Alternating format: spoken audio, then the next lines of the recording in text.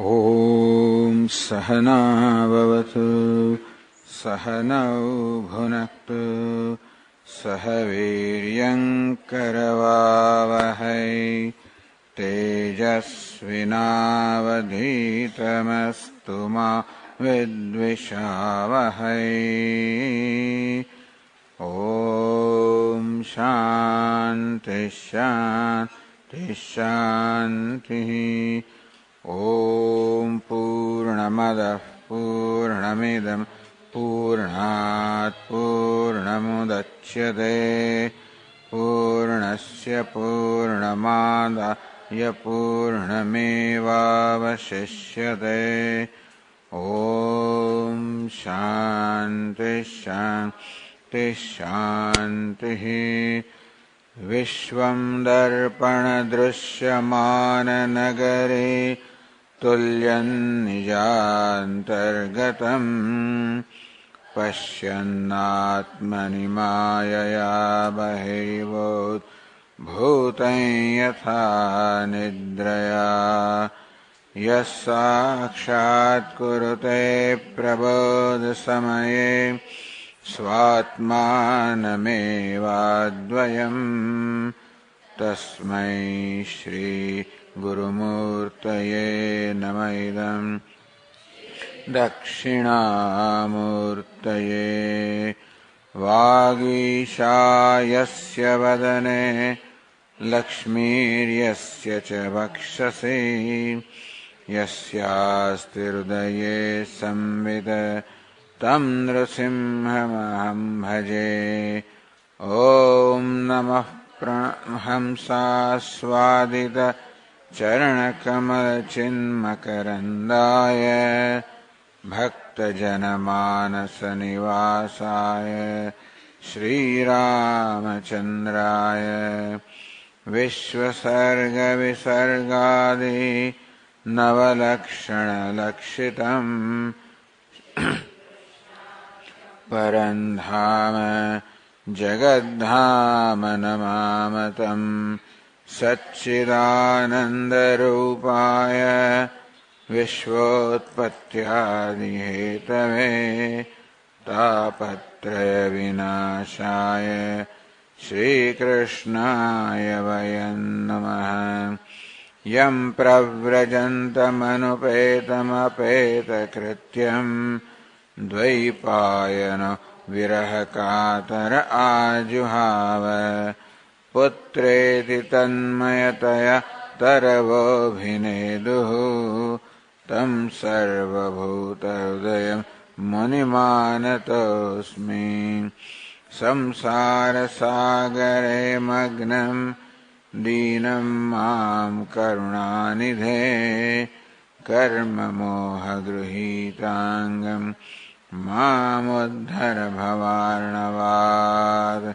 श्रीमद्भागवताख्योऽयं प्रत्यक्षः कृष्ण एव हि स्वीकृतोऽसि मया नाथ मुक्त्यर्थं भवसागरे। मदीयोऽयं सफलः सर्वथा त्वया निर्विघ्नेनैव कर्तव्यः दासोऽहं तव केशव।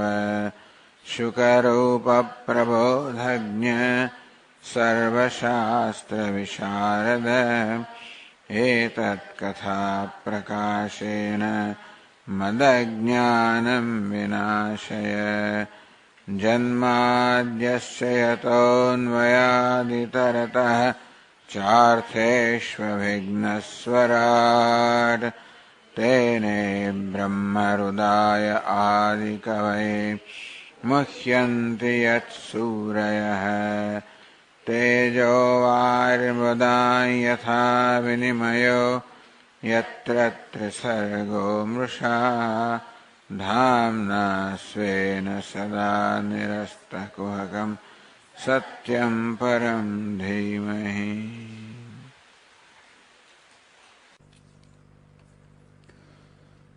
તો એકાદશ સ્કંધના આ દ્વાદશ અધ્યાયમાં પહેલા ઉદ્ધવજીએ ભગવાનને ભક્ત અને ભક્તિ એનું નિરૂપણ કરવાનું કહ્યું. ભગવાન એ પ્રકારે જ્યારે નિરૂપણ કર્યું, અંતમાં સમાપન કર્યું કે એ રીતે હે ઉદ્ધવ, તો વિધિ નિષેધ, પ્રવૃત્તિ નિવૃત્તિ, શ્રોતવ્ય શ્રુતા જે કંઈ છે બધાનો ત્યાગ કરીને હું જે સર્વનો આત્મા છું અમારો એકનું શરણ ગ્રહણ કર. અર્થાત ભગવાનની શરણાગત રૂપે ભક્તિનો આ પ્રકારે ઉપસંહાર કરવામાં આવ્યો. આવું જ્યારે ઉદ્ધવે સાંભળ્યું ત્યાર પછી ભગવાનને પ્રશ્ન કરે છે. આ પ્રશ્ન વાસ્તવમાં ઉદ્ધવનો જ છે કે પછી બધા સાધકો પર અનુગ્રહ કરવા માટે ઉદ્ધવ આ પ્રકારનો પ્રશ્ન ઉપસ્થિત કરે છે. સંશય શૃણવતો વાચમ તવ યોગેશ્વરેશ્વર, હે યોગેશ્વરના પણ ઈશ્વર, હે ભગવાન, તવ વાચમ શૃણવત, આપની વાણી સાંભળનાર મને આત્મસ્થ સંશય ન નિવર્તતે, આત્મ વિષયનો સંશય અથવા આત્મા એટલે કે મનમાં રહેલો સંશય, બંને અર્થ થાય. આત્મા વિષયનો સંશય કે ભગવાન આત્મા તો અનેક જણાય છે, આપ કહો છો કે આપ તો સર્વના આત્મા એક છો, એ કઈ રીતે? અથવા આત્મામાં મનમાં રહેલો સંશય કે મારે કર્મ કરવું જોઈએ કે પછી ભક્તિ કરવી જોઈએ કે જ્ઞાનની સાધના કરવી જોઈએ, કર્મ કરવું જોઈએ કે કર્મ છોડવું જોઈએ. જો આત્મા કરતા હોય તો પછી કર્મ છૂટી ના શકે, આત્મા અકર્તા હોય તો કર્મ થઈ ના શકે. યેન ભ્રામ્યતે મે મનઃ, આ પ્રકારના સંશયને કારણે મારું મન જાણે કે ભ્રમણ કરી રહ્યું છે. આવો પ્રશ્ન ઉદ્ધવે ભગવાનને કર્યો. એનો ઉત્તરમાં ભગવાન નિરૂપણ કરે છે. એમાં એક જ વસ્તુ ભગવાન મુખ્યત્વે કહે છે કે એક જ ઈશ્વર પોતાની માયાને કારણે આ સમગ્ર સંસારના રૂપમાં ભાસી રહ્યો છે. જે છે વાસ્તવમાં એક અદ્વિતીય ઈશ્વર જે છે, ઈશ્વરથી અન્ય કાંઈ જ નથી. એ કહ્યા પછી કે છે ભગવાન કહે કે આ સંસાર વૃક્ષનું આજે મૂળ છે એને અસંગ શસ્ત્રથી કાપીને તું ગુરુજનો આશ્રય લે, જ્ઞાન પ્રાપ્ત કર, અને આ રીતે સર્વ કર્મથી મુક્ત થઈ જશે. આ પ્રકારનું નિરૂપણ ભગવાન કરે છે. ગઈ વખતે સિદ્ધ સ્વામીની વાત કરેલી, અંતમાં પણ એ કરીશું. સિદ્ધ સ્વામીએ કહ્યું કે અત્યારે જે ઉપદેશ થયો એના પ્રકારે સમજી શકાય કે ઈશ્વર જ આ સંસારના રૂપમાં પોતાની માયાને કારણે પ્રગટ થયેલો છે. અનાદિ અવિદ્યાને કારણે આ સંસારમાં, આ પ્રપંચમાં, ઉપાધિમાં અધ્યાસ હોવાને કારણે એ જ પરમેશ્વર જીવભાવ અનુભવી રહ્યો છે. એને કારણે પછી પોતાને કર્તા ભોગતા માની રહ્યો છે. એને કારણે ધર્મ અધર્મ રૂપી કર્મ કરી રહ્યો છે. એના માટે કહે વિધિ નિષેધનો અધિકારી બન્યો. અજ્ઞાનને કારણે ઈશ્વર જ જીવ બની જાણે કે બની ગયો અને કર્મનો અધિકારી બન્યો. માટે એને કર્મ કરવા જોઈએ. કર્મ કરતા કરતા અંતઃકરણ શુદ્ધ થાય ત્યારે પછી ભક્તિનો ઉદય થાય. તો ભક્તિમાં આડખીલી રૂપ થનારા જે કર્મ છે એનો ત્યાગ કરવો જોઈએ અને ભગવાનનું ભજન કરવું જોઈએ. એ પણ કર્મ છે, છતાં પણ એ ભગવાનના ભજનમાં, શ્રવણમ કીર્તનમ વિષ્ણુ સ્મરણમ, આ શ્રવણ કીર્તન સ્મરણ આ પ્રકારે ભગવાનની ભક્તિરૂપ જે કર્મ છે એમાં જ આડે આવે. જેમ નારદ ભક્તિ સૂત્રોમાં કે બધા હવે બધા સંસાર, બધા સંગ છોડી દે અને બધો વ્યવહાર છોડી દે, એકાંતનું સેવન કર અને ભગવાનનું ભજન કર. અરે ભગવાનના ભજનમાં જે અવરોધરૂપ હોય એ કર્મ ત્યાગ કરીને ભગવાનના ભજનમાં તું વાસ્તવમાં પ્રવૃત્ત થાય, એમાં જ રત રહે. એમ કરવાથી જ્ઞાન થશે, ત્યાર પછી કોઈ કર્મની આવશ્યકતા રહેતી નથી. આ પ્રકારનો ક્રમ છે. એ ક્રમ પણ અહીં કહેવામાં આવે છે. તો 17મા શ્લોકમાં ભગવાને 17મા શ્લોકથી પોતાનો ઉત્તર આપવા માંડ્યો. 8 શ્લોકમાં ઉત્તર આપે છે. શેષ જીવ વિવર પ્રસૂતિ. આમાં પ્રસૂતિનો અર્થ અભિવ્યક્તિ કરવામાં આવ્યો. વિવર એટલે કે છિદ્ર એટલે કે ગુફા. એ પરમાત્મા એણે ગુહામાં પ્રવેશ કર્યો છે. કઈ ગુફામાં પ્રવેશ કર્યો છે? તો કયું? ગુહામ પ્રવિષ્ટ હૈ. ગુહામાં અભિવ્યક્ત થયો, ગુહામાં પ્રવેશ કર્યો. પ્રાણેન ઘોષેણ ગુહામ પ્રવિષ્ટ હૈ. આ ઘોષ સહિતના પ્રાણથી સૂક્ષ્મ ઘોષ કે ધ્વનિ કે વાણી, તો વાણીની સૂક્ષ્મ અવસ્થા. પરા પશ્યંતી, મધ્યમાં વૈખરી, આ ચાર વાણીની અવસ્થાઓ કહેવાય છે. તો જે બોલાય છે અને સંભળાય છે વૈખરી વાણી છે. એની પહેલા એ વાણી તો કે મધ્યમાં એ અવસ્થામાં હતી, એને પહેલા પશ્યંતી અવસ્થામાં હતી, એની પહેલા પરા અવસ્થામાં. તો એ પરમાત્મા એ સૂક્ષ્મ પ્રાણ અને સૂક્ષ્મ ઘોષ પરાવાણી એ સાથે પરમાત્માએ ગુહામાં અર્થાત મૂલાધારમાં પ્રવેશ કર્યો.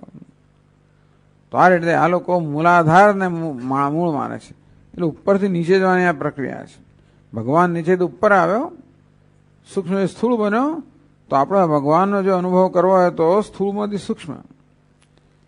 બીજા યોગી લોકો એમ કે નીચેથી ઉપર આવો સહસ્રારમાં, આ ઉપરથી નીચે જવાની વાત થાય છે.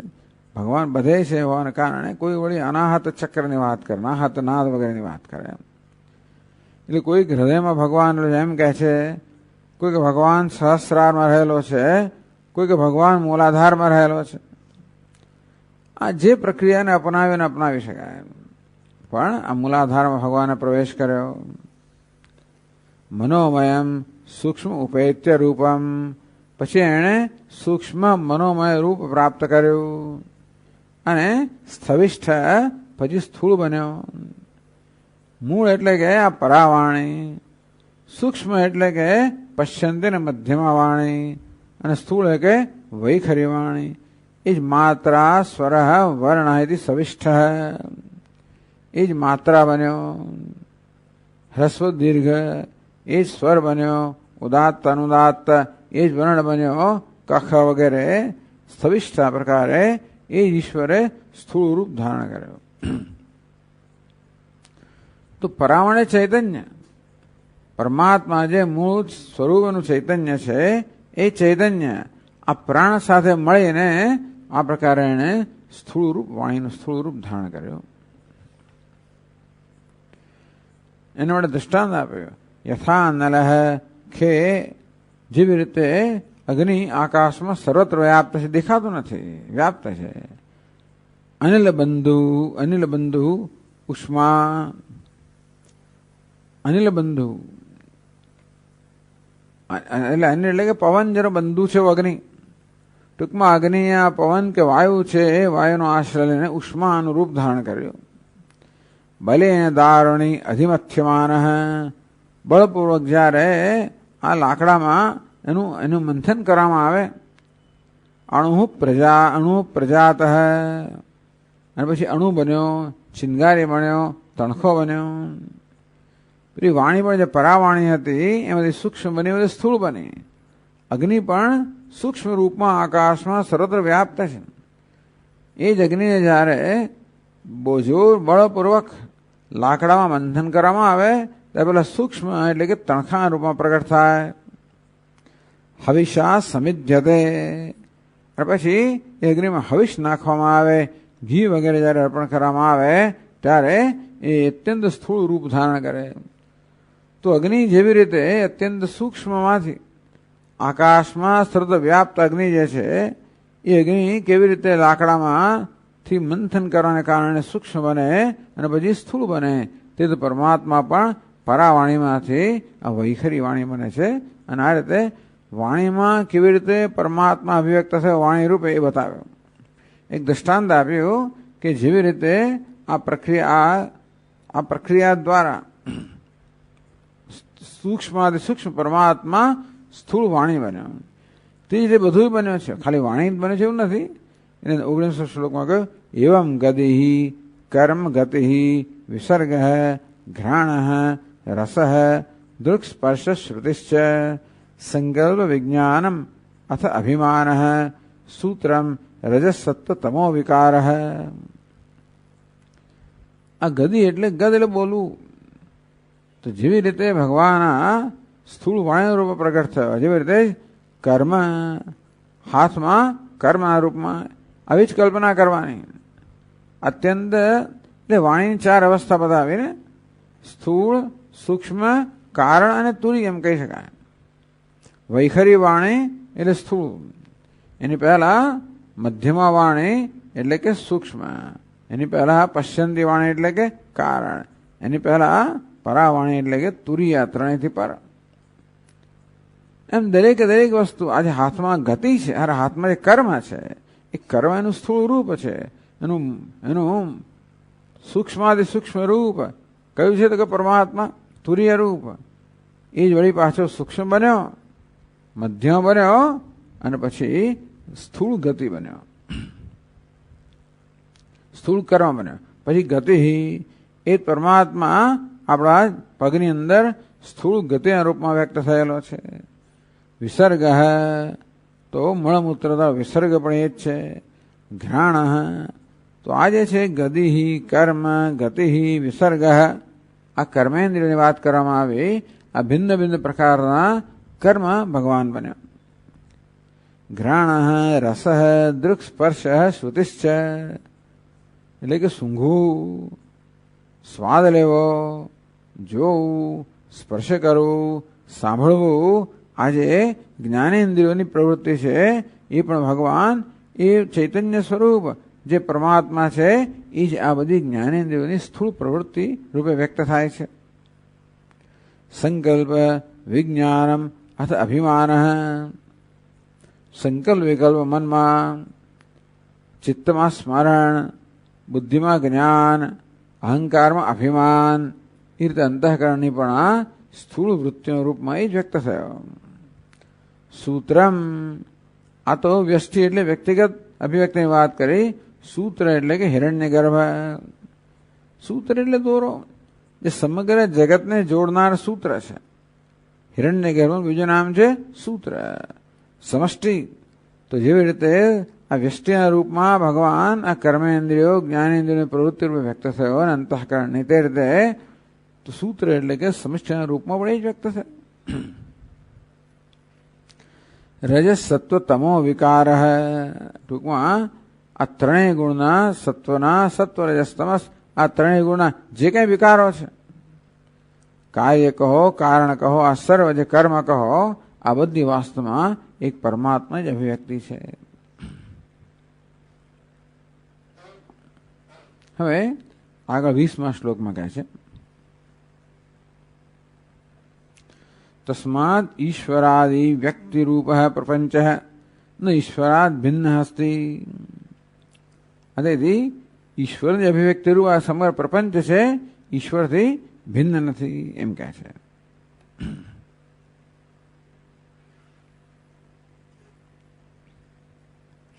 અયમ હિ જીવસ્ત્રિવૃતબ્જયોનિ અયમ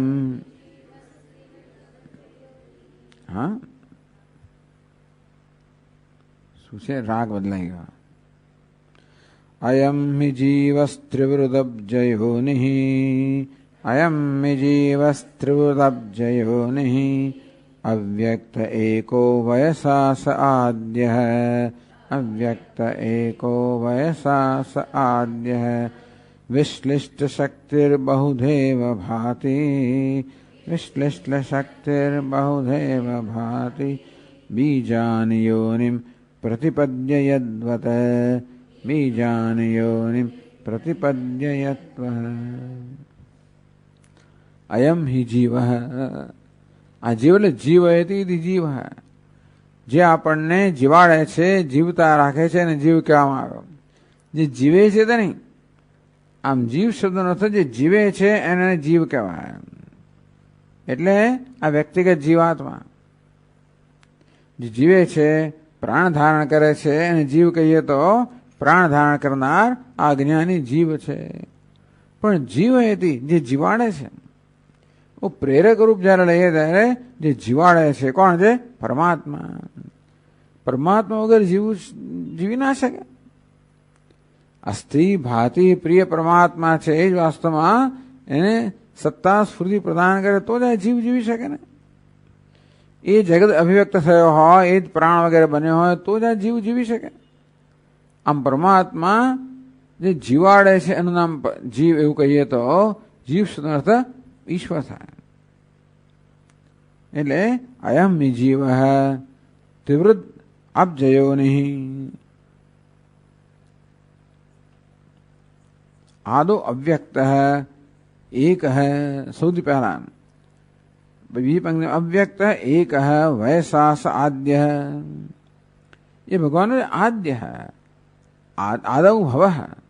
ભગવાન આદ્ય એટલે સૌથી પ્રથમ છે, સર્વનું કારણ છે. અવ્યક્ત સૌ પ્રથમ અવ્યક્ત છે. અવ્યક્ત એટલે જે આપણે દ્રષ્ટિગોચર નથી. એક અદ્વિતીય સદૈવ સૌમ્ય ઇદમગ્રાસિત એકમેવા દ્વિતીયમ. તો જેમ છાંદોગ્યમાં કહેવામાં આવ્યું કે હે શ્વેતકેતુ, આ સમગ્ર જગત એના સર્જન પહેલા એક અદ્વિતીય સત હતું. એ સત માટે બ્રહ્મ માટે પણ અવ્યક્ત શબ્દનો પ્રયોગ થાય છે. આમ તો અવ્યક્ત એટલે જે દ્રષ્ટિગોચર નથી, એટલે કારણને પણ અવ્યક્ત કહેવાય. પણ અવ્યક્ત સિવાય બીજો કોઈ શબ્દ નથી માટે પરમાત્માને અવ્યક્ત કહે છે. તો માયા જે અવ્યક્ત છે તે અને પરમાત્મા અવ્યક્ત છે એટલો તફાવત છે કે માયા અવ્યક્ત છે પણ વ્યક્ત થવાની છે, જે પરમાત્મા સદા અવ્યક્ત રહે છે. અવ્યક્તાદ વ્યક્ત સર્વાહ પરસ્તસ્માત ભાવોન્ય અવ્યક્ત અવ્યક્તાત સનાતન. 8મા અધ્યાયમાં ભગવાને કહ્યું કે એ અવ્યક્ત કરતા પણ બીજો એથી ચઢિયાતો ભાવ કે એની અસ્તિત્વ છે એ અવ્યક્ત છે, પરમાત્મા છે. એટલે આ અવ્યક્ત કેવો છે? જે દ્રષ્ટિ ગોચર નથી એમ નહીં, જે દ્રષ્ટિનો વિષય બની શકે પણ નથી બન્યો એને આપણે અવ્યક્ત કહીએ. પણ દ્રષ્ટિનો વિષય બની જ ના શકે. બે પ્રકારના અવ્યક્ત છે. જે દ્રષ્ટિનો વિષય નથી પણ બની શકે છે. અત્યારે સૂર્ય જેવી રીતે વાદળ પાછળ છુપાઈ ગયો છે ને આપણે અવ્યક્ત કહીએ, વાદળ હટી જાય ત્યારે વ્યક્ત બને. એક અવ્યક્ત કેવું છે? વ્યક્ત બનવાની સંભાવના ધરાવનારો છે.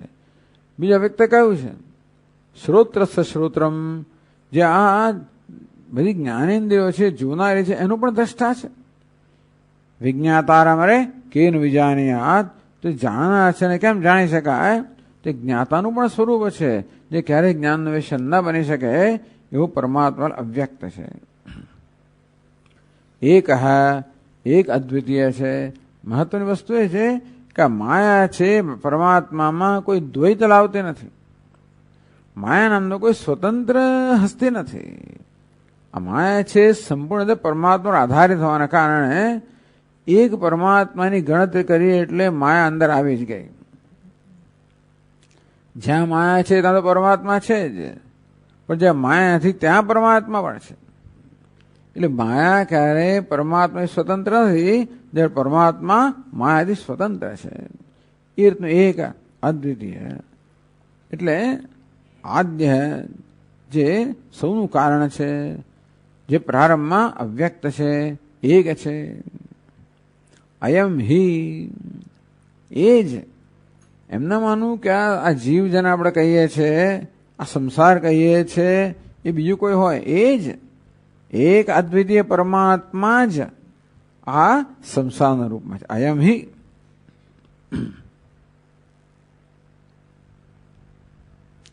પછી કે ત્રિવૃત. અયમ જીવ જીવ એટલે પરમાત્મા ત્રિવૃત ત્રિગુણાશ્રય. પહેલા 3 ગુણનો આશ્રય લે છે, સત્વ, રજસ અને તમસ. એટલે પ્રકૃતિનો આશ્રય લે છે. ટૂંકમાં આ પ્રકૃતિ જે ત્રિગુણાત્મકા છે એનું અધિષ્ઠાન પરમાત્મા છે. પહેલા 3 ગુણનો આશ્રય લીધો. એટલે 3 ગુણ તો છે ખરા, પણ સર્જન ક્યારે, સૃષ્ટિનો પ્રારંભ ક્યારે થાય? આ 3 ગુણની અંદર વિક્ષોભ થાય ત્યારે. 3 ગુણ જયારે સામ્ય અવસ્થામાં હોય ત્યારે કોઈ પ્રવૃત્તિ નથી, પણ જયારે વિષમતા આવે, વિક્ષોભ એમાં આવે ત્યારે બી પ્રવૃત્તિ શરૂ થાય. એટલે પરમાત્મા પહેલા આ 3 ગુણનો આશ્રય બને, અર્થાત એની પ્રેરણાથી જાણે કે આ 3 ગુણની અંદર વિષમતા આવે, એમાં વિક્ષોભ થાય. અબજયો નહીં. અબજ એટલે કમળ, અબ એટલે જળ આ જળમાં જન્મનાર અને અબ્જ કહેવાય, એટલે કમળ. અબ્જ એવું નહીં, કમળ એટલે શું છે? આ સંસાર કમળ એમ કહેવામાં આવ્યું. અબ્જ એવું નહીં. એ રીતે આ સંસાર રૂપી કમળ જે બ્રહ્માંડ છે એ બ્રહ્માંડ જીવન એટલે કારણ બન્યો. અબ્જ એવું નહીં. લોક પદ્મસ્ય કારણભૂત. એ પ્રકારે ભગવાને આ કારણ અવસ્થા પ્રાપ્ત કરી. જો ભગવાન વાસ્તવમાં એના પારમાર્થિક સ્વરૂપમાં તો કાર્ય અને કારણ બંને પ્રકારના ખ્યાલથી પર છે. એ કાર્ય કારણ બંનેથી પર પરમાત્મા તો જાણે કે અવ્યક્ત છે, પણ એણે આ જગત રૂપે વ્યક્ત થવાના પહેલા એણે કારણ રૂપ ધારણ કરવું પડે. ભગવાન કારણ રૂપ કેવી ધારણ કરે? તો કે 3 ગુણનો આશ્રય લે અને પછી આ રીતે સમગ્ર બ્રહ્માંડનું કારણ બને. અબ્જયો નહીં. વયસા, વયસ એટલે ઉંમર, પણ વયસ એટલે કાલે ના કાળથી. વિશ્લિષ્ટ શક્તિ,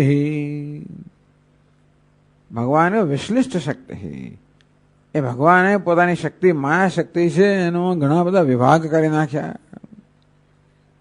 વિભક્તા વાગાદિ ઇન્દ્રિય રૂપા શક્તિ.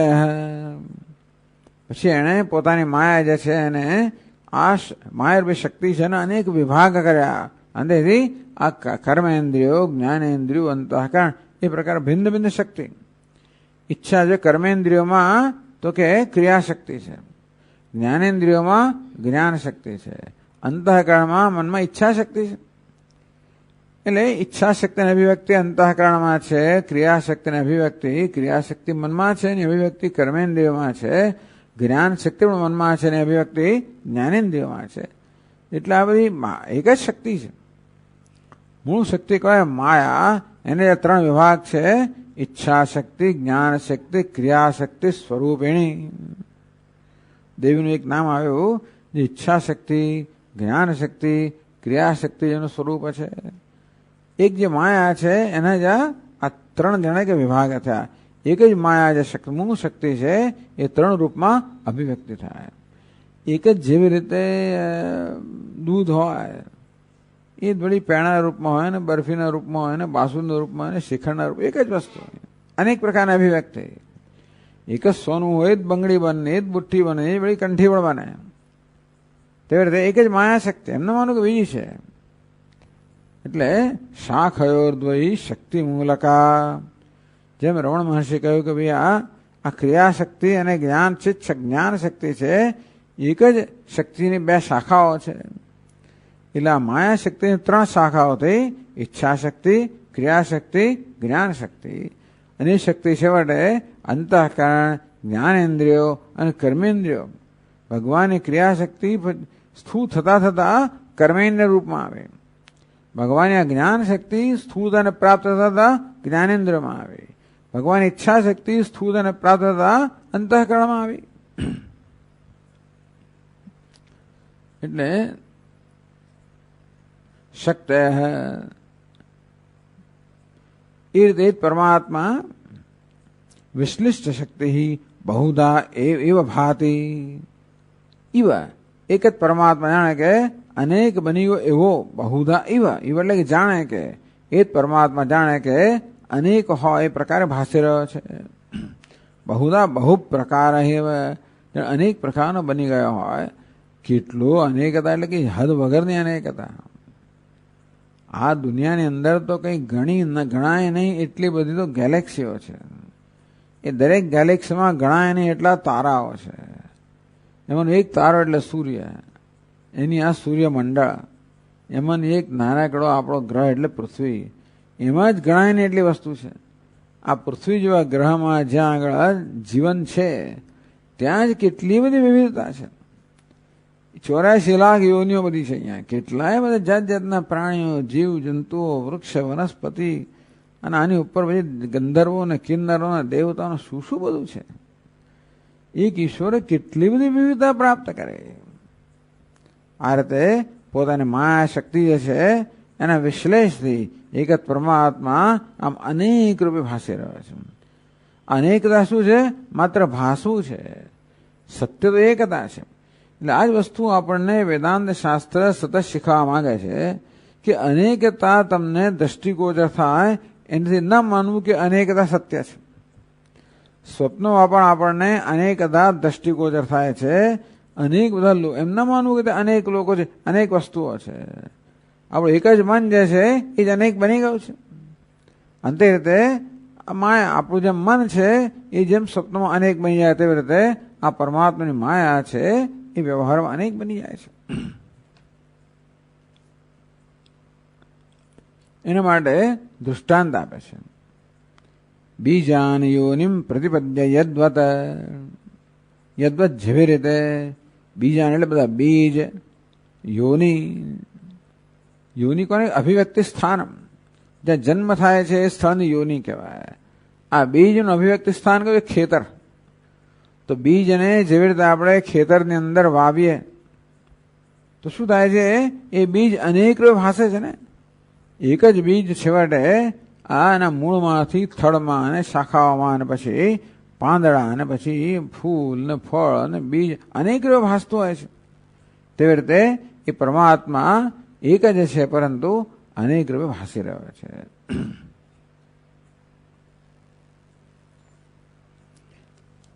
પછી આગળ કહે છે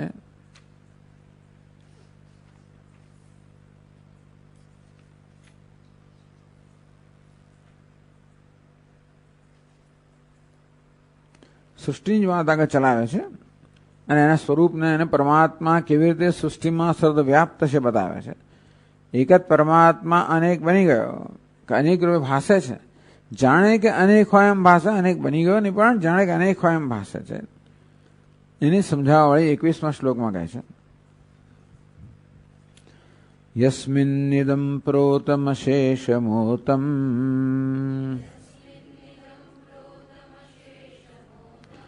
પટો યથા તંતુવિતાન સંસ્થઃ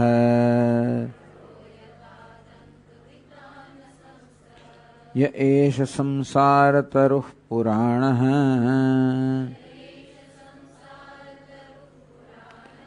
કર્માત્મકઃ પુષ્પફલે પ્રસૂતે.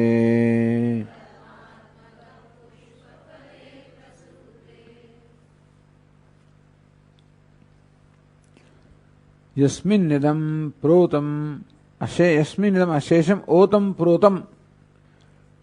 યસ્મિન જે પરમાત્મામાં ઇદમ અશેષમ, આ સમગ્ર જગત કોઈ પ્રકારના અપવાદ વગર જે કંઈ છે બધું આ પરમાત્મામાં ઓતપ્રોત છે. કેવી રીતે? પટો યથા તંતુ વિતાન સંસ્થઃ. પટ એટલે કે વસ્ત્ર, જે તંતુમાં જેવી રીતે ઓતપ્રોત છે. ઓત કોને કહેવાય? દીર્ઘ તંતુ શું ઓત, તિર્યક તંતુ શું પ્રોત. આપણા વસ્ત્રમાં ઉભાના આડા બે પ્રકારના તંતુ ને, ઉભા એટલે ઓત, આડા એટલે પ્રોત. તો વસ્ત્ર જે છે તંતુમાં ઓત પ્રોત છે. તંતુ બે રીતે આપણે ગોઠવ્યા, ઉભા અને આડા. એમાં આ સમવસ્ત્ર ઓત પ્રોત છે. તંતુભ્ય ન પૃથક, તેનો અર્થ એ છે કે જેને આપણે વસ્ત્ર કહીએ છીએ એ તંતુથી અન્ય કાંઈ જ નથી. વસ્ત્રમાંથી તંતુને લઈ લેવામાં આવે તો વસ્ત્ર નામની કોઈ વસ્તુ રહે નહીં. તેવી રીતે આ પરમાત્મા જગતની બધી રીતે વાત કરે છે. તથા ઇદમ સમષ્ટિ વ્યષ્ટ્યાત્મકમ વિશ્વમપી ઇદમ અશેષમ જગત. તે સમગ્ર જગત કેવું આગળ વર્ણન કરવામાં આવ્યું? વ્યષ્ટ્યાત્મકમ સમષ્ટ્યાત્મકમ. આ વ્યષ્ટિ અને સમષ્ટિ રૂપ જગત. આ એક સરસ રીત છે જગતનું જે વિશ્લેષણ કરવાની કે એને સમજવાની. સમષ્ટિ અને વ્યષ્ટિ, વ્યક્તિઓના સમૂહને સમષ્ટિ કહેવાય. એટલે જગતને પણ જાણે કે એક જગત પણ જાણે કે ભગવાનનું શરીર હોય, એ પણ એક મનુષ્યનું રૂપ હોય એ પ્રકારની કલ્પના કરવામાં આવે છે. આપણે પણ એક આ રૂપમાં છે, પરમાત્મા એ રૂપમાં હોય. વ્યષ્ટિ અને સમષ્ટિ આ બેનું બનું જગત. જસ્મિન કારણાત્મક ઈશ્વર ઓતમ ચ પ્રોતમ ચ. તો વસ્ત્ર જેવી રીતે તંતુની અંદર ઓત અને પ્રોત થયેલું હોય છે તેવી રીતે આ સમગ્ર જગત કેવું છે? વસ્ત્ર સમાન છે. મયી સર્વમિદં પ્રોતમ સૂત્રે મણિગણા એવ. મયી સર્વમિદં પ્રોતમ, ભગવાન કે મારામાં સમગ્ર પ્રોત ઓત પ્રોત છે. તો જેવી રીતે વસ્ત્રની અંદર પણ આપણે ધારો કે પેલી કંઈક ભરત કામ કરીએ તો એક દોરામાંથી બધું ભરત કરવામાં આવે તો વસ્ત્રમાં ભરતને કારણે ખૂબ બધી ભાત પડે. અને કોઈ એકદમ કુશળ ધારો કે ભરત કરનાર હોય તો બહુ જાણે એક વિશાળ ધારો કે ભાત બનાવી હોય, ખૂબ બધી અંદર વિગતો બધી પૂરેલી હોય અને એની અંદર એક સરસ બગીચો હોય, એની પાછળ ટેકરીઓ દેખાતી હોય, પાછળ સૂર્ય ભાસતો હોય, વળી પક્ષીઓ ઉડતા હોય, વળી થોડાક પેલા હરણ ને બધી હોય અને કઈ પાછી મોર ને બધા પક્ષીઓ પણ હોય, થોડા માણસો પણ હોય, સરોવર પણ હોય, વૃક્ષો પણ હોય, બધું એકદમ એક વિશાળ ધારો કે આવી રીતે એક ભરતકામ કરવામાં આવ્યું હોય એક જ દોરામાંથી. આ સમગ્ર ભરતકામ શેમાં રહેલું છે? એક દોરામાં છે. એ દોરો કાઢી લેવામાં તો ભરત નામની વસ્તુ રહે નહીં. તો આ જગતમાં કેટલું જ ભરતકામ છે, કેટલી બધી ગેલેક્સીઓ, એમાં કેટલા ભરતકામ. ઓહો, આ જગત મનુષ્યનો સંસાર એક પ્રકારનું ભરતકામ. પુણ્યશાળી લોકો અને પાપી લોકો અને પેલા લોકો અને અનેક બધી વિવિધતા, દરેક જુદું ભરત છે. પંચમહાભૂત, પ્રત્યેક ભૂત એક ભરત. પૃથ્વી ને જળ ને અગ્નિ ને વાયુ ને આકાશ વગેરે. તો આ પ્રકારે અષ્ટમૂર્તિ ભૃત, 8 મૂર્તિના રૂપમાં આવું જગતમાં જે વિવિધતા છે, અનેક પ્રકારની ભાત છે. જો આ પ્રકારની દ્રષ્ટિ જગત પ્રત્યે તો આપણા મગજમાં કોઈ તકલીફ રહે નહીં. બધી ભાત છે, એમાં સારું શું ખરાબ શું. તમે ધારો ભરતકામ કરો કે ચિત્ર તો બધું દોરો અંદર, અને એની અંદર ભાઈ પાણી પણ હોય, વૃક્ષો પણ હોય, ટેકરી પણ હોય, જળ પણ હોય, ચેતન પણ હોય, એમાં પેલા પશુઓ પણ હોય, એકાદ બે પેલા હરણ પણ હોય, પક્ષીઓ હોય, ઉડતા પણ હોય, વાદળો પણ હોય, પહાડ પણ હોય, જળ ને ચેતન બધું પણ હોય, સારું ને ખરાબ બધું હોય. ચિત્રમાં બધું ના હોય? ચિત્ર જ છે ને. પણ આપણે જો જાણીએ કે ભાઈ એક જ આ દોરો છે, એ જ દોરામાંથી બધું ભરત થયેલું છે, સારું ખરાબ જે કંઈ કહેવાય બધું આ એક જ દોરાની માત્ર અભિવ્યક્તિ છે. અને તેથી સારા ખરાબ બધી વિવિધતા ક્યાં છે? માત્ર અભિવ્યક્તિમાં છે. મૂળમાં તો એક જ છે. તેમ જગતની અંદર પણ આ સારું ખરાબ ને મારું ને તારું આ બધું શું છે? માત્ર ભરત જ છે. એના મૂળમાં તો એક સૂત્ર માત્ર પરમાત્મા રહેલો છે. વિવિધ આપણી દ્રષ્ટિ જરાક આપણે કાર્યમાંથી કારણમાં લઈ જઈએ. આપણને દુનિયામાં વ્યવહારમાં કે તકલીફ પડે, મન દુઃખ થાય, આપણી લાગણી દુભાય, કોઈ દ્વારા કે કશીક વસ્તુ ન ગમતી હોય ત્યારે આ યાદ દેવડાવો. આ બધું શું છે? આ તો બધું ભરત કામ છે. એનું મૂળ સૂત્ર કોણ છે? પરમાત્મા. કાર્યમાં વિવિધતા હોય. ભગવાન આવું શું કામ રચ્યું છે? ભગવાન એટલામાં રચ્યું કે તો જ આ જગત જરા સરસ વ્યવસ્થિત પૂર્ણ લાગે. નહીતર બધું સારું સારું જ કર્યું ને તો મજા ના આવે. આપણે જમવામાં માત્ર લાડુ જ હોય અને બધી બરફી ને એવું ગળ તો મજા નહીં આવે. તેમ નરે ભજીયા હોય તો મજા ના આવે. તીખાશ પણ જોઈએ, ગળ પણ જોઈએ, બધા રસ જોઈએ ને. ષડ રસ, 6 રસ જોઈએ. એમાં કડવો પણ એક રસ છે. કડવો ને તીખો અને ખારો અને ખાટો અને મધુર ને બધા રસ જોઈએ. કડવો એ રસ છે તો જ વસ્તુ પૂરી થાય. નહીં તો પછી પેલાની ગળપણની કિંમત કોણ કરે? કડવાશ હોય તો પછી મીઠાશની કિંમત થાય, ખટાશ હોય તો પછી બીજાની. આ રીતે બધા જે રસ છે, બધા રસનો એક આનંદ છે ને. આપણને કડવું ના ભાવે એટલે કડવું હોવું જ ના જોઈએ એવું ના કહેવાય. મને ન ફાવે એટલે જગતમાં આ બધું બનાવવું જ ના જોઈએ એવું. કેટલા લોકોને કડવું ભાવે છે. ભગવાન સાપ શું કામ બનાવે? પેલા પૂછે કેમ કે તારે એકલા માટે બનાવ્યું છે જગત? દુનિયામાં બધાને સ્થાન છે. એ સાપ ના હોત ને તો તું જીવી ના શકત. આપણે ખબર નથી કે આપણને જે ગમતા નથી ને એ પણ છેવટે આપણા જીવવા માટે કેવા કારણભૂત છે. સાપ એનું કામ કરે છે ને ત્યારે આપણું ત્યાં કામ થાય છે. સાપ એનું કામ છોડી દે ને બધા ઉંદર કેવા વધી જાય તો છેવટે આપણે ના રહીએ એવું છે. એટલે દુનિયામાં દરેક વસ્તુ પોતાનું કામ કરીને આપણા જીવનમાં ફાળો આપતું હોય છે. દરેકનો ઉપયોગ છે, આપણા જીવનમાં ઉપયોગ છે. આ રીતે યસ્મિન્નિદમ પ્રોતમશેષમોતમ પટો યથા તંતુ વિતાન સંસ્થ તંતુ વિતાને સંસ્થા સ્થિતિ યસ્ય સ પટ. આ તંતુ જે છે એનો ફેલાવો છે, એમાં જેની સ્થિતિ છે એને તંતુ વિતાન સંસ્થ. તંતુઓના ફેલાવામાં જે સ્થિત રહેલું છે નામ પટેલ કે વસ્ત્ર. તો જેવી રીતે વસ્ત્ર આ તંતુમાં રહેલું છે તેવી રીતે ઓતપ્રોત, તેવી રીતે જગત પણ પરમાત્મા ઓતપ્રોત છે. ये एष संसार तरुः पुराणः, ये एष कयो उक्तम विदः समष्टि व्यष्ट्यात्मको देह. એ જ આગળ જેનું વર્ણન કરવામાં આવ્યું સમષ્ટિ અને વ્યષ્ટિ રૂપની ઉપાધિ ધરાવનારા આ જે આ જગત છે, સમષ્ટિ દેહ અને વ્યષ્ટિ દેહનું બનેલું આ જગત છે. એ શું છે? સૈવ સંસાર તરુ, સંસાર વૃક્ષ. બસ આ સંસાર વૃક્ષ છે. ઊર્ધ્વમૂલમ અધશાખમ અશ્વત્થમ પ્રાહુ અવ્યયમ. 15મા અધ્યાયની અંદર ભગવાને સંસાર વૃક્ષ એનો જ્યાં વિસ્તાર આવે છે. અધશ્ચોર્ધમ પ્રસુતાસ્તસ્ય શાખા. આ સંસાર વૃક્ષની 84 લાખ શાખાઓ છે. અધશ્ચોર્ધમ કેટલીક શાખાઓ ઉપર ગયેલી છે. પુણ્યકર્મની પ્રધાનતાના કારણે મનુષ્ય કરતા ઉપરની શાખાઓ છે.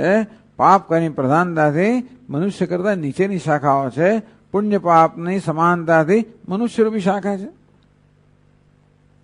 ગુણ પ્રવૃદ્ધા વિષય પ્રવાલાહ. આ પ્રત્યેક યોની એક એક શાખા છે. ગુણ પ્રવૃત્ત, સત્વ રજસ તમસ, આ 3 ગુણની બનેલી છે. ક્યાંક સત્વની પ્રધાનતા ઉર્ધ્વ, તમસની પ્રધાનતા અધઃ, સત્વ રજસ સાથે હોય તો વચ્ચેની.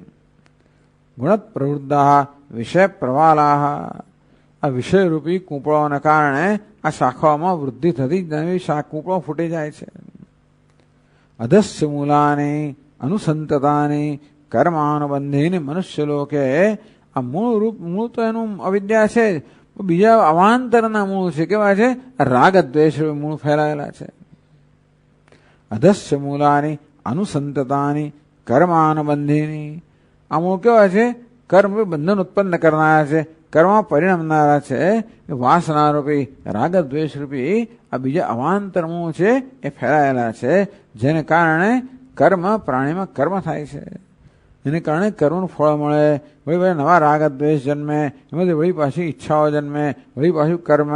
એમ કરીને અનાદિ વૃક્ષ છે એ ફેલાયેલું છે. એટલે ભગવાન અશ્વત્થમ કહ્યું, પ્રાહુ અવ્યયમ કહ્યું. આ અશ્વત્થ સંસાર વૃક્ષ અવ્યય છે એટલે એનો કોદાળો નાશ ના થાય. આપણે કઈ જાતે બધું બંધ થઈ, જાતે આપણે મુક્ત તો નહીં થઈએ. અસંગ શસ્ત્રેણ દૃઢેન છિત્વા એ વાત કરશે અહીંયા. એ છે સંસાર તરુ પુરાણ. એ સંસાર વૃક્ષ છે એનો પ્રારંભ ક્યારે થયો? પુરાણ અનાદિ છે. અવિદ્યાની ઉપજવાના કારણે અવિદ્યા અનાદિ છે, માટે આ સંસાર પણ અનાદિ છે. જીવ પણ અનાદિ છે. અહંકાર પણ અનાદિ છે. અહંકારને પણ સંસાર વૃક્ષ કહેવાય. ન રૂપમસ્યે તથોપલભ્યતે નાંતો ન ચાદિ. એનું આદિ નથી જણાતો, અંત નથી જણાતો, મધ્ય જણાતું નથી. એનું રૂપ કેવું છે નક્કી કરી શકાતું નથી. એટલે કે મિથ્યા છે. કર્માત્મક પુષ્પ ફલે પ્રસૂતે. કર્માત્મક કેવો છે? પ્રવૃત્તિ સ્વભાવ. એક વસ્તુ છે વૃક્ષમાં કેવું છે? સતત પ્રવૃત્તિ. એટલે અશ્વત્થ એટલે પીપળ સાથે એટલે સરખાવવામાં આવ્યો. આ પીપળ ક્યારે પણ શાંત ના હોય અને ક્યારે પણ એ સ્થિર ના હોય. એમાં કંઈ ને કંઈ ખટખટ ચાલ્યા જ કરતી હોય. કારણ કે પીપળની ડાળીઓ, પાંદડા એવા મોટા મોટા હોય છે, ડાળીઓ બિચારી નમેલી જ હોય. અને પાંદડા મોટા મોટા હોય, જરાક પણ હવાની લહેરખી આવે હાલ્યા કરે, કે એમાં ધ્વનિ આવ્યા કરે, હલનચલન થયા જ કરે, કે સ્થિરતા ના હોય. આ પીપળ વૃક્ષમાં જેમ સ્થિરતા તેમ સંસાર વૃક્ષમાં ક્યારે સ્થિરતા નથી, સતત પ્રવૃત્તિ. એટલે કહું કર્માત્મક પ્રવૃત્તિ સ્વભાવ. કર્માનુબંધી કર્મને કારણે ચાલી રહ્યો છે. આ કર્મરૂપી જળથી આ ખરેખર આ વૃક્ષનું સિંચન છે. બાકી કહે તો કર્મ ના હોય તો વૃક્ષ રહી ના સંસાર વૃક્ષ. કર્મ જેનો આત્મા છે. કર્મને કારણે જે સતત જેની સ્થિતિ છે. પુષ્પ ફલે પ્રસૂતે. પુષ્પ ફલે પુષ્પ અને ફળ. ભોગ અપવર્ગ. પુષ્પ અને ભોગ. જગતની અંદર બે વસ્તુ છે, ભોગ અને અપવર્ગ, બે પુરુષાર્થ કહેવાય. ભલે ને ચાર પુરુષાર્થ કહેતા હોય, ધર્મ અર્થ કામ મોક્ષ, ખરેખર બે પુરુષાર્થ છે. કયા? ભોગ, કામ અને મોક્ષ. એટલે સાંખ્ય લોકો કામને શું કહે છે? ભોગ કહે. મોક્ષને અપવર્ગ કહે. અર્થ છે ને એ તો કામનું સાધન છે, ધર્મ છે મોક્ષનું સાધન છે. અર્થ બે મુખ્ય પુરુષાર્થ થયા, ભોગ અને અપવર્ગ. પુષ્પ ફલવ તો પુષ્પ ફલે, પુષ્પને ફળ, તો ભોગને પુષ્પ કહેવામાં આવ્યું, અપવર્ગને મોક્ષને ફળ કહેવામાં આવ્યું. આમ ભોગ અને અપવર્ગ આ બે પ્રકારના અહીંયા આગળ અભિવ્યક્તિ છે. પુષ્પ ફલે પ્રસૂદે, આ સંસાર વૃક્ષ છે, આ બે વસ્તુને જન્મ આપે છે, પુષ્પ અને ફળને. અથવા તો પુષ્પ અને ફળ, પુષ્પને ફળની આગળની અવસ્થા કહેવાય. પુષ્પ છે ને એ ફળની પહેલાની અવસ્થા છે. પુષ્પમાંથી ફળ થતું હોય છે, એટલે ફળની પહેલાની અવસ્થા પુષ્પ ગણીએ તો ફળ એટલે શું? સુખ દુઃખ. એની પહેલાની અવસ્થા કઈ? તો કે અદૃષ્ટ પુણ્ય પાપ. આમ અદૃષ્ટ એટલે પુણ્ય પાપ અને સુખ દુઃખ, આ વસ્તુ આ સંસાર વૃક્ષ આને જન્મ આપે છે.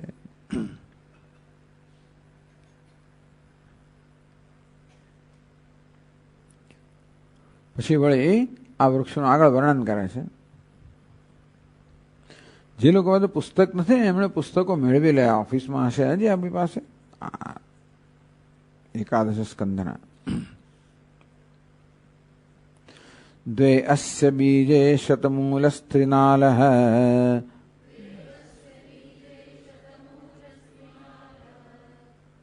દ્વે અસ્ય બીજે શતમૂલ સ્ત્રીનાલઃ, દ્વે અસ્ય બીજે શતમૂલ સ્ત્રી પંચસ્કંધઃ પંચરસ પ્રસૂતિઃ,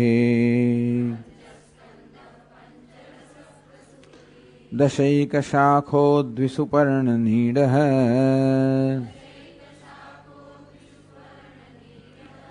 ત્રિવલ્કલો દ્વિફલોર્કં પ્રવિષ્ટઃ.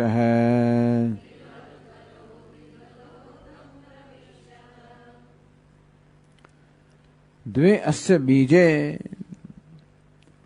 આ વૃક્ષના બે બીજ છે. કયા છે? પુણ્ય અને પાપ રૂપી બે બીજ છે. એટલે મૂળ તો જાણે કારણ અવિદ્યા ખરું, પણ પછી કહ્યું ને એના અવાંતર મૂળ ખરા ને, એ કયા છે? આ બધા વાસના, પુણ્ય પાપ.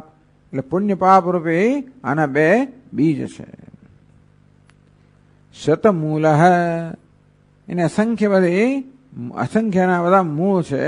શત પરિમિત વાસના મૂલાની, બીજું મૂળ, એના મેળ મૂળ કઈ અસંખ્ય બધા મૂળ છે.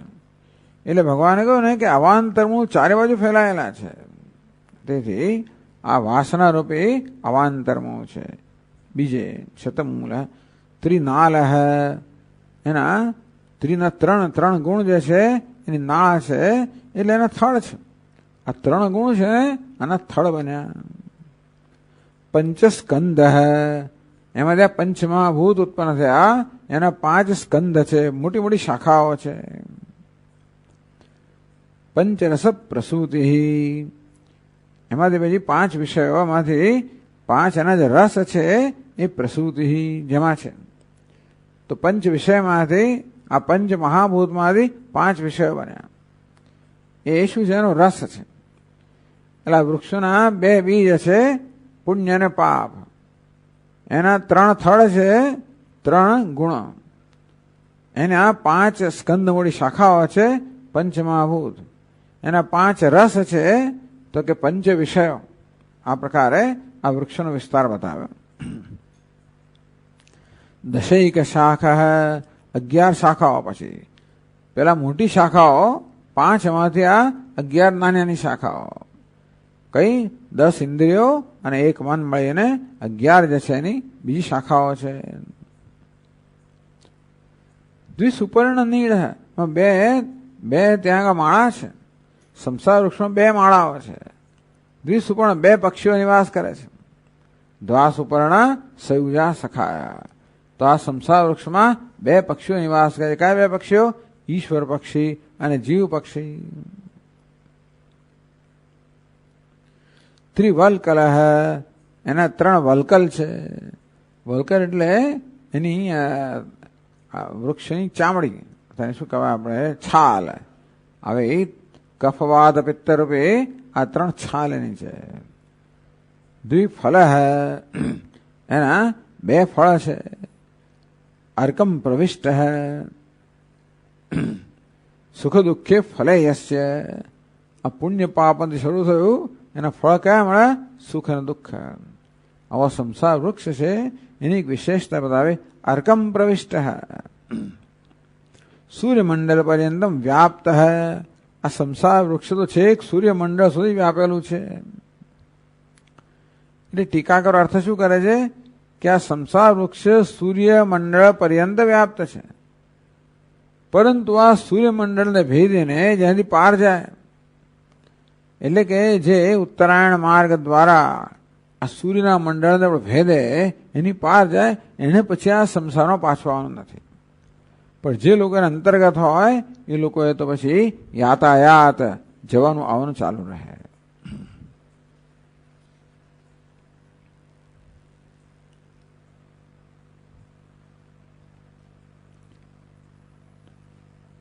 બે પ્રકારના પક્ષીઓ કહે. અહીંયા જરા પક્ષીઓ જુદા વર્ણવ્યા છે, તો એની વાત કરે છે 23મા શ્લોકમાં. અદંતિ ચૈકમ ફલમસ્ય ગૃધ્રાઃ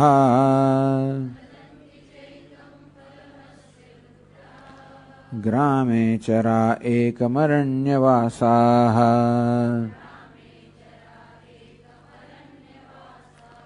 હંસાય એકમ બહુરૂપમિજ્યૈઃ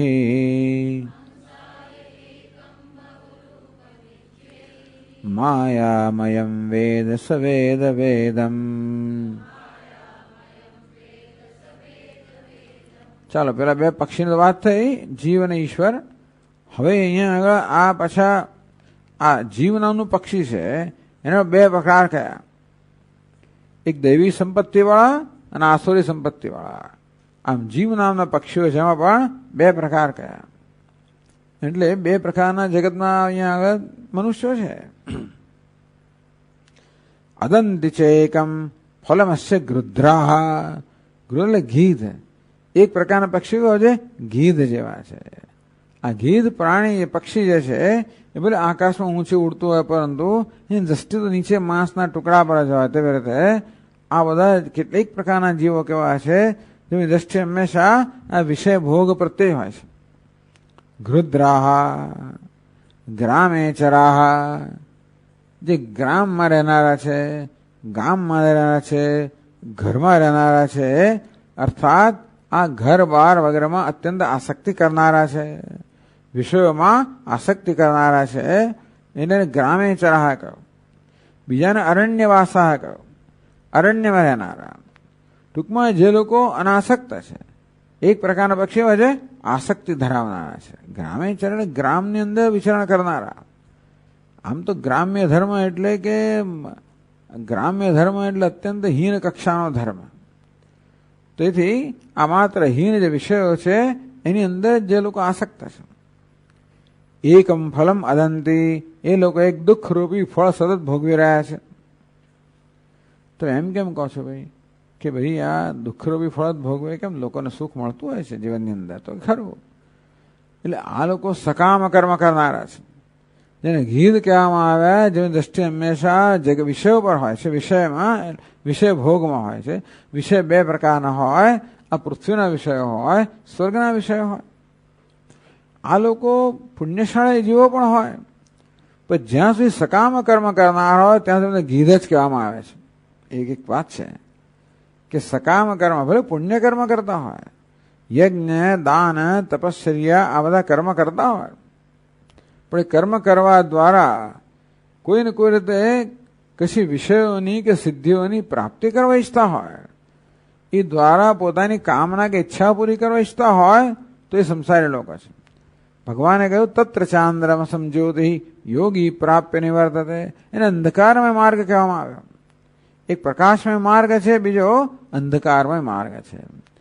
એટલે આજે જીવ નામનું પક્ષી છે, જેમાં બધાનો સમાવેશ થઈ જાય. એમાં પણ કેટલાક પક્ષીઓ કેવા છે, ગીધ જેવા છે, અંધકારમાં માર્ગ પર ચાલનારા છે, સકામ કર્મ કરનારા છે. પેલા ત્રીજા લોકો જે લોકો નિષિદ્ધ કર્મ કરે એની તો વાત જ નથી અહીંયા આગળ. આ તો જે લોકો વિહિત કર્મ કરનારા છે, અર્થાત ધર્મનું આચરણ કરનારા છે, પરંતુ સકામ કર્મ કરે છે.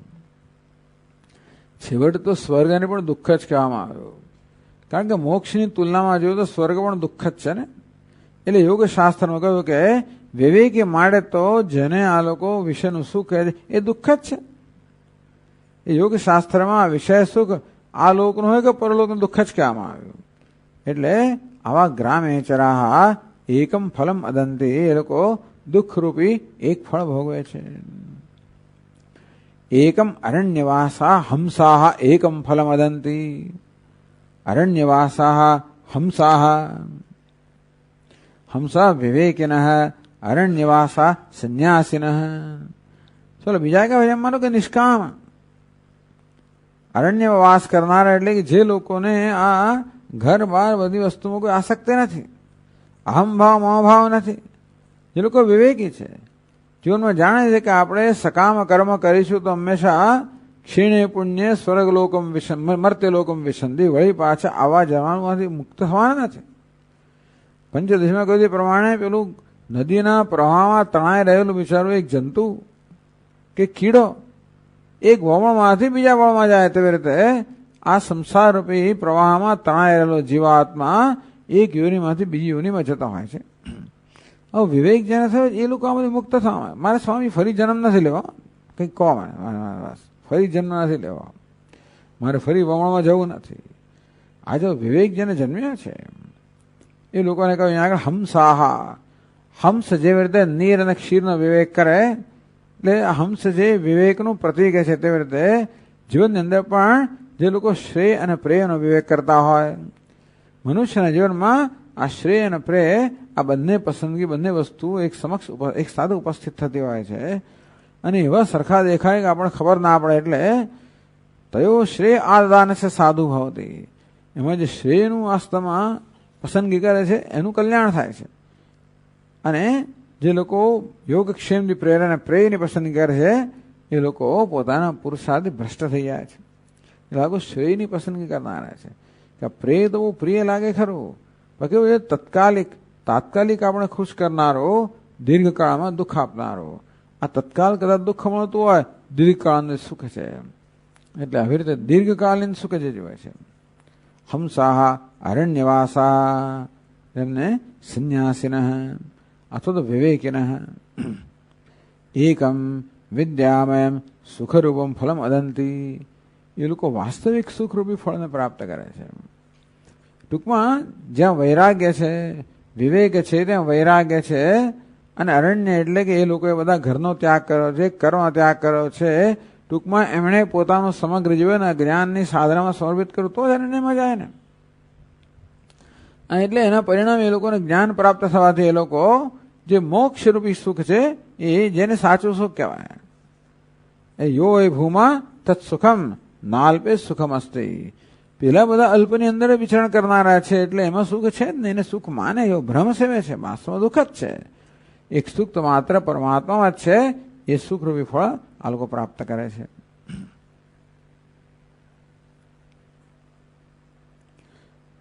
એકમ બહુરૂપમ ઇજ્જૈ માયામયમ વેદ. એકમ બહુરૂપમ માયામયમ એકમ બહુરૂપમ. વાસ્તવમાં જે જગત એ પરમાત્મા એક છે, એ માયાને કારણે જે બહુરૂપ બની ગયો ભાષે છે એને જાણે. યસ્તમ વેદ સ વેદવિત.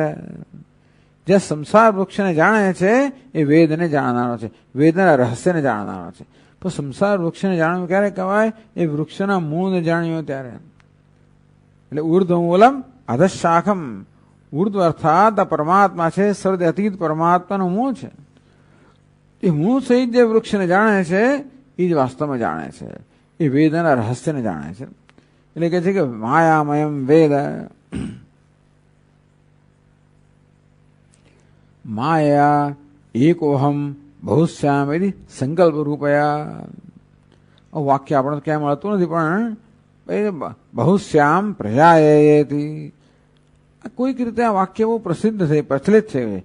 એકોહમ બહુશ્યામ, હું એક છું, બહુ બની જાઉં. ઉપનિષદનું વાક્ય હજુ આપણે મળ્યું નથી. બહુ બધા ઉપનિષદો છે, બધા આપણે જોયા નથી, એના માટે ન હોય એવું તો ના કહી શકાય કે પછી કોઈ બીજા ગ્રંથોમાં હોઈ શકે. પણ એકોહમ બહુશ્યામ વારંવાર લોકો કહેતા હોય છે, એકોહમ હું એક છું, બહુશ્યામ બહુ બની જાઉં. જ્યારે ઉપનિષદમાં શું કહું છે? બહુશ્યામ પ્રજાયેતિ, હું બહુ બની જાઉં, હું જન્મ લઉં વગેરે.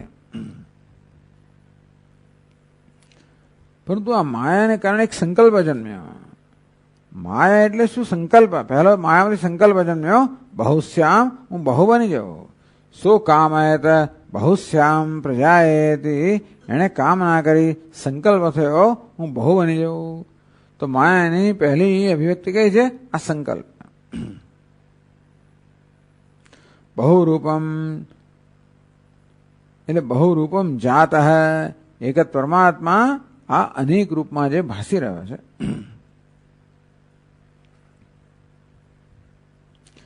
એકમ પરમાત્માનમ ઇજ્જૈ પૂજ્યૈ ગુરુભિ કૃત્વા.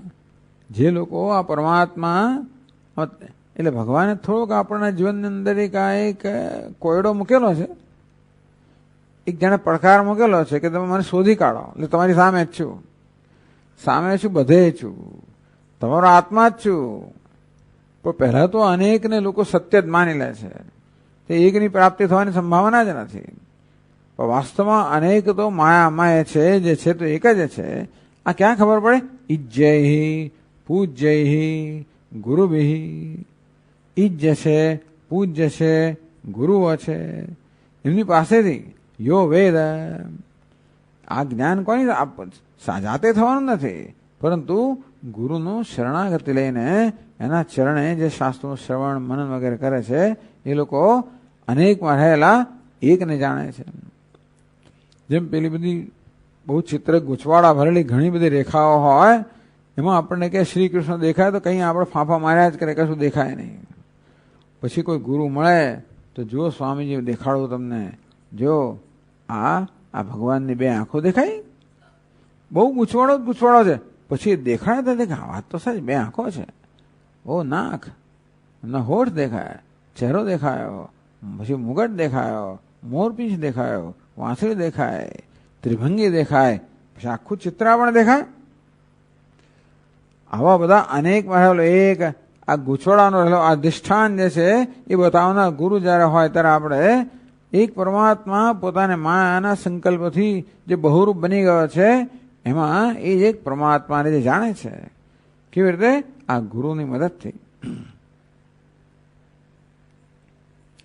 સ વેદમ વેદ, એ જ વાસ્તવમાં વેદને જાણે છે. વેદ તત્વાર્થમ જાનાતી, એ જ વેદના રહસ્યને જાણે છે.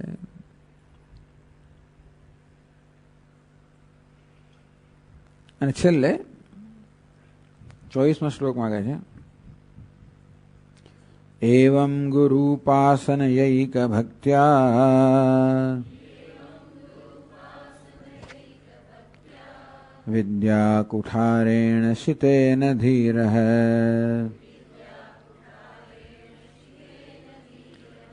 વિવૃશ્ચ જીવાશયમપ્રમત્તઃ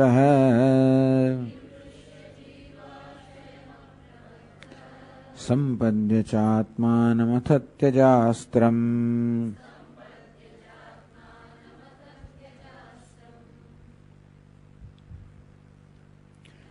એવમ ઉક્તેન પ્રકારેણ, આગળ કહેવામાં એ રીતે, ગુરુ ઉપાસનાયા એક ભક્ત્યા અસંગ શસ્ત્રેણ દૃઢેન છિત્વા તતઃ પદમ તત્પરિમાર્ગતવ્યમ યસ્મિન ગતાઃ ન નિવર્તન્તિ ભૂયઃ તમેવ ચાદ્યમ પુરુષમ પ્રપદ્યે યતઃ પ્રવૃત્તિ પ્રસુતા પુરાણી. એ વાત કહે છે, એવમ ગુરુ ઉપાસનાયા, ભગવાને જેનો નિર્દેશ કર્યો છે એનો અહીંયા સ્પષ્ટ કહેવામાં આવે.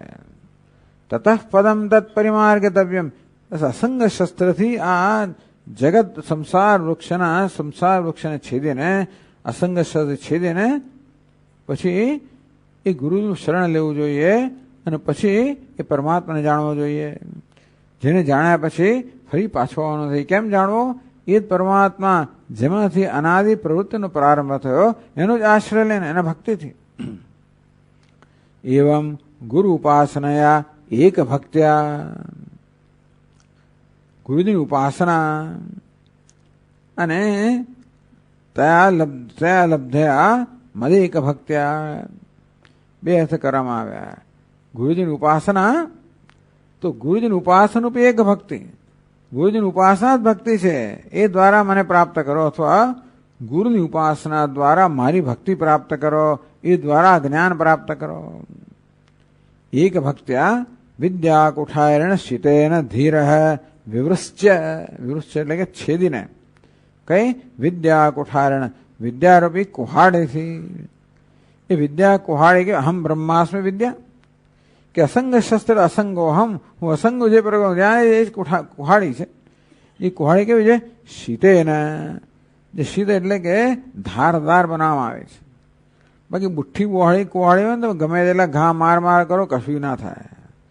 વૃક્ષ તો કારણ કે આ વૃક્ષ બહુ એકદમ બહુ જ રૂઢ બની ગયેલું છે. અશ્વત્થમેનમ સુવિરૂઢ મૂલમ, એના મૂળ તો એટલા બધા દ્રઢ થઈ ગયા છે કે બુઠ્ઠી કુહાડેથી ઘા કરો તો કંઈ થાય જ નહીં. એટલે શીતેન આત્મ સાક્ષાત્કારમાં જ્ઞાન પશુના, શીતેન તીક્ષ્ણેન, શેને આ જ્ઞાન રૂપી કુહાડાને કેવી રીતે તીક્ષ્ણ બનાવી? મદે એક ભક્ત્યા, આ ભગવાનની ભક્તિથી. એ ભક્તિ ક્યાંથી પ્રાપ્ત થઈ? ગુરુ ઉપાસનાયા, ગુરુની ઉપાસનાથી, ગુરુનું સેવન કરવાથી. ગુરુનું સેવન કેમ કરવું? શાસ્ત્રનું શ્રવણ મનન વગેરે કરવું, ગુરુની સેવા કરવી, એ દ્વારા ભક્તિ પ્રાપ્ત થાય. કે ગુરુના ખરેખર તો ગુરુના સેવનથી જ આપણામાં શાસ્ત્ર માટે પ્રેમ જન્મતો હોય છે. ગુરુજીના સેવનથી આપણે એ જેવા થાય એ જોઈને આપણને થાય કે હા બરોબર છે. એમને શાસ્ત્ર માટે કેટલો પ્રેમ છે, ઈશ્વર માટે કેટલો પ્રેમ છે, પરંપરા માટે કેટલો પ્રેમ છે. એટલે એ આપોઆપ આપણે પ્રેમ પ્રાપ્ત થાય. જે પ્રકારની ભક્તિ ગુરુમાં હોય એ પ્રકારની ભક્તિ આપણે પ્રાપ્ત થાય. એને જેવું જ આપણે કરીએ આપોઆપ જ, કારણ કે એમના સહવાસને કારણે એમના ગુણો આપણામાં ઉતરી આવે. એટલે ગુરુ ઉપાસના દ્વારા પ્રાપ્ત થયેલી ભક્તિથી, કે ગુરુ ઉપાસના રૂપી ભક્તિથી.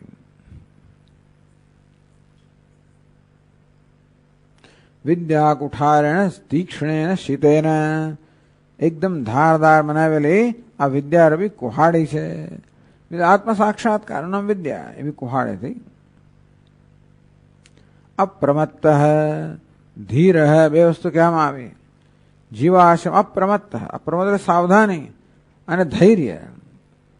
આમાં ધૈર્યની કેમ વાત કરવામાં આવી? માર્ગમાં અવરોધ આવે, વિઘ્ન આવે, ક્યારેક તેમ લાગે સ્વામી બધું જતું જ રહ્યું.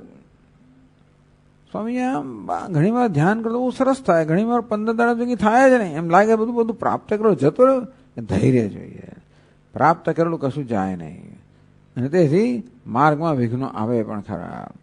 ધૈર્યપૂર્વક એટલે કે કોઈ જાતની શ્રદ્ધા ગુમાવ્યા વગર, નાસીપાસ થયા વગર, સ નિશ્ચયેન યોક્તવ્ય યોગ અનિર્વિણ્ય ચેતસા. ભગવાન કહે યોગ તો દુઃખમાંથી નિવૃત્તિનો યોગ છે. મારે નિશ્ચયપૂર્વક દ્રઢ નિશ્ચય થવો જોઈએ કે મારે આ યોગ સિદ્ધ કરવો જ છે. એટલે પરમાત્માનું જ્ઞાન પ્રાપ્ત કરવું જ છે, એમાં નિષ્ઠા મેળવવી જ છે. અનિર્વિણ્ય ચેતસા, એમાં નાસીપાસ થયા વગર. નાસીપાસ થવાના પ્રસંગો આવે, છતાં નાસીપાસ જાણવું કે છેવટે જે એક પગલું ભરે છે ભગવાન 10 પગલા ભરનારો છે. એ હોવાના કારણે જે આમાં પ્રયત્ન લાગેલો રહે એની આજે તો આવતીકાલે ભગવાનની કૃપા થવાની. ભગવાનની કૃપા થતી હોય પણ આપણને જે યુક્તમાં જોયું એ પ્રકારે ન જણાતી હોય. ભગવાનની કૃપા તો હોય પણ જે રૂપમાં આપણે જોઈતી હોય એ ન દેખાતી, એવી પણ થશે. એક પેલું ટીટોળીનું પક્ષી, એણે સમુદ્ર પાસેથી ઈંડા મેળવવા માટે જે પ્રયત્ન આદર્યો, છેવટે ભગવાન આવવું પડ્યું ત્યાં, ગરુડ આવી ગયા ત્યાં આગળ. છેવટે આ રીતે ધૈર્ય રાખવું, નાસીપાસ ન થવું, નિરાશ ન થવું, પણ સાથે સાથે એનો અર્થ એ નહીં કે હોતી હે ચલતી, એવું પણ નહીં. અપ્રમત્ત, સાવધાન રહેવું, પ્રમાદ ન કરવો. અપ્રમત્ત ધીર જીવાશયમ વિવૃશ્ય. તો આ જીવનો જે આશય છે, એટલે આ જીવોપાધિ તૃણ, આ શરીર, જીવનો આશય એટલે આ 3 ગુણોનું બનેલું શરીર, જેમાં અહમભાવ છે, અહમભાવને વિવૃશ્ય, એનો છેદ કરીને. સંસાર એટલે શું કે જગત સંસાર નથી, આ શરીર પણ સંસાર નથી, પરંતુ આ જગતને સત્યતા આપી એ સંસાર છે. શરીરમાં અહમભાવ હોય સંસાર છે. પંચદશિકારે સંસારને આ 2 લક્ષણ બતાવ્યા. એક તો દેહમાં અહમભાવ, અને બીજું આ નામ રૂપાત્મક જગતમાં સત્ય બુદ્ધિ. તેથી આ સંસારનું છેદન કરવું એટલે આ નામ રૂપાત્મક જગતમાંની સત્ય બુદ્ધિ અને મિથ્યા જાણવું, અને આ ઉપાધિમાંથી અહમભાવથી મુક્ત થવું. એનામ વિવૃશ્ય, એનામ છેદવું. છેદવું એટલે તોડફોડ કરવાની જરૂર નથી, અહીંયા ધડાકા ભડાકા કરવાની જરૂર નથી. સંસાર નામની કોઈ સાચી વસ્તુ હોત તો તોડફોડની જરૂર પડે. પણ સંસાર તો માત્ર ભ્રમ જ છે, જ્ઞાનમાંથી જન્મેલો. આ દેહ કે આત્મા નથી, પરંતુ ઉપાધિને આત્મા માનવો, જગત સત્ય પણ સત્ય માનવું. આ ભ્રમનું નામ સંસાર છે. એને ભ્રમને છેદવું એટલે વિવેક જ્ઞાનથી ભ્રમને છેદવાનો. વિવૃશ્ચ છે.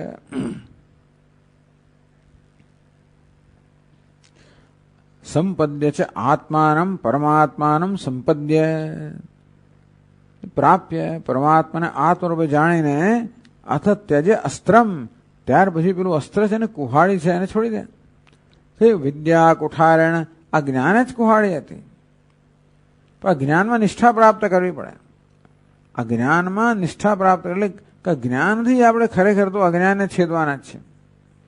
આ વિવેક જ્ઞાનને ધારદાર બનાવતા જ રહેવું જોઈએ, એને ભક્તિથી. એટલે કહ્યું કે ભાઈ ગુરુ ઉપાસનાયા એક ભક્ત્યા. ગુરુની ઉપાસના સતત થવી જ જોઈએ. જ્યાં સુધી માણસને જ્ઞાનમાં નિષ્ઠા પ્રાપ્ત થઈને ત્યાં સુધી ગુરુને છોડાય નહીં, ભક્તિને પણ છોડાય નહીં. કે ગુરુ ઉપાસનાયા એક ભક્ત્યા શીતેન. આ જ્ઞાન રૂપી કુહાડે છે, એને ધારબાર કે તીક્ષ્ણ બનાવવા માટે કહ્યું આપણને કે ગુરુની ઉપાસના જોઈએ, અને ઈશ્વરનો એક એટલે ઈશ્વરનો ભક્તિ જોઈએ. એટલે સતત એનાથી આપણે તીક્ષ્ણ બનાવતા જ રહીએ. બુઠ્ઠી થાય વળી પાછી ધારદાર ઘસતા જ રહીએ. પેલું આમ સતત કર્યા કરે, ભલે ને અસ્ત્રો વાપરો તો પણ જરા જરા વાર આમ કર્યા કરે વળી પાછો. તેવી રીતે આત્માના પછી આત્મજ્ઞાન નિષ્ઠા પ્રાપ્ત કરીને હવે તેને કોઈની જરૂર નથી. અથ અસ્ત્રમ ત્યજ. આ બધા અસ્ત્ર હતું. કયું અસ્ત્ર હતું? કુહાડી. કઈ કુહાડી? વિદ્યા કુઠાર. સાથે સાથે ભક્તિ, ગુરુ ઉપાસના, ઈશ્વર ભક્તિ, વિદ્યારૂપી કુહાડે, આ બધું હતું. અસ્ત્રમ ત્યજ. એકવાર પરમાત્માને આત્મનો પ્રાપ્ત કર્યો, એ જ્ઞાનમાં નિષ્ઠા પ્રાપ્ત કરી, તું જ પરમાત્મા બની ગયો. હવે બધું છોડી દે. એટલે ક્યારે છોડવાનું કર્મ એ પણ કહેવામાં આવ્યું. અસ્ત્રમ ત્યજ, અસ્ત્રમ ત્યજ, ત્યજ અસ્ત્રમ.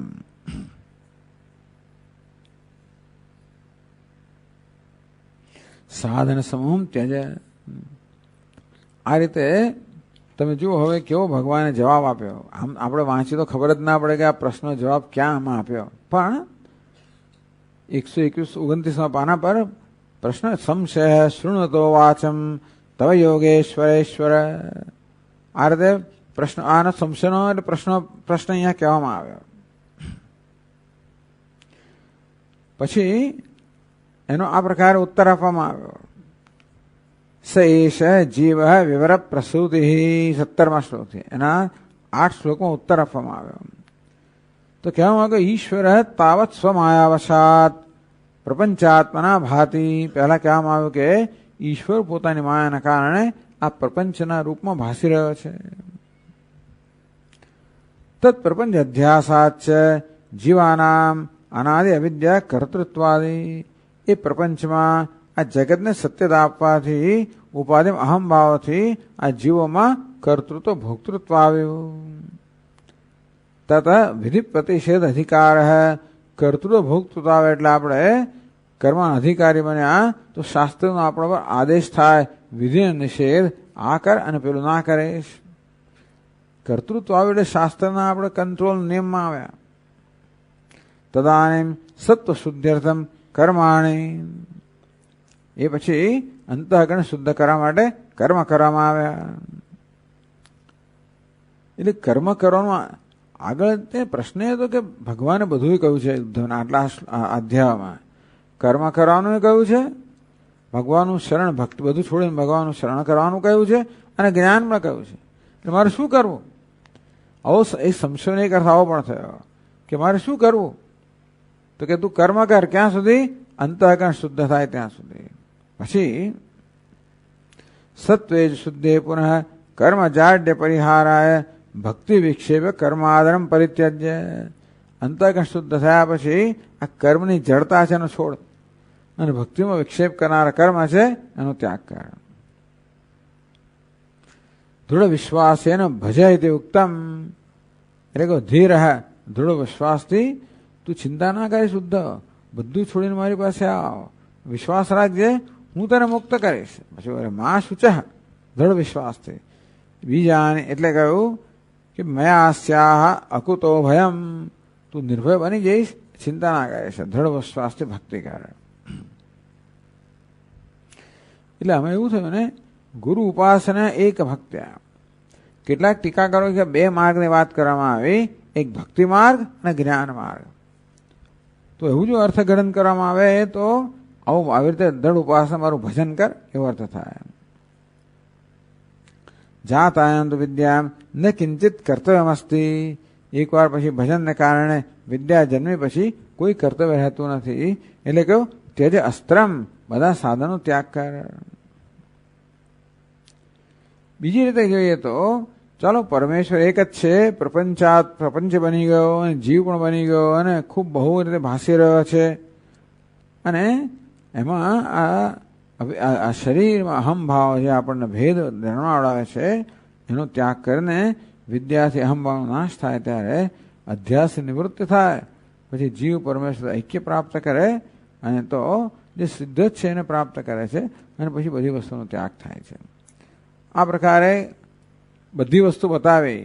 અંતઃકરણ શુદ્ધિ માટે કર્મ કરો, જ્ઞાનની પ્રાપ્તિ માટે ભક્તિ કરો, અને જ્ઞાન નિષ્ઠા પ્રાપ્ત કરવા માટે તમારા જ્ઞાનરૂપી કોહળાને પણ તીક્ષ્ણ બનાવતા રહો. એને માટે ગુરુની ઉપાસના અને ભગવાનની ભક્તિ અને જ્ઞાનમાં નિષ્ઠા પ્રાપ્ત થયા પછી આ બધા સાધનો ત્યાગ થાય. એટલે બધી જરૂર છે, કર્મ પણ જોઈએ, ભક્તિ પણ જોઈએ, જ્ઞાન પણ જોઈએ. ક્રમ સમુચ્ચય, કર્મ પછી ભક્તિ અને જ્ઞાન. ઓમ ઓમ પૂર્ણમદઃ પૂર્ણમિદં પૂર્ણાત પૂર્ણમુદચ્યતે પૂર્ણસ્ય પૂર્ણમાદાય પૂર્ણમેવાવશિષ્યતે. ઓમ શાંતિ શાંતિ શાંતિ. સચ્ચિદાનંદરૂપાય વિશ્વોત્પત્યાદિહેતવે તાપત્રય વિનાશાય શ્રીકૃષ્ણાય વયં નમઃ. જન્માદ્યસ્ય યતોન્વયાદિતરતઃ ચાર્થેષ્વभिघ्नस्वराट् तेने ब्रह्महृदाय आदिकवये मुह्यन्ति यत्सूरयः. तेजो वारिमृदां यथा विनिमयो यत्र त्रिसर्गो मृषा धाम्ना स्वेन सदा निरस्तकुहकं सत्यं परं धीमहि. ॐ शान्ति शान्ति शान्तिः. हरिः ॐ हरिः ॐ.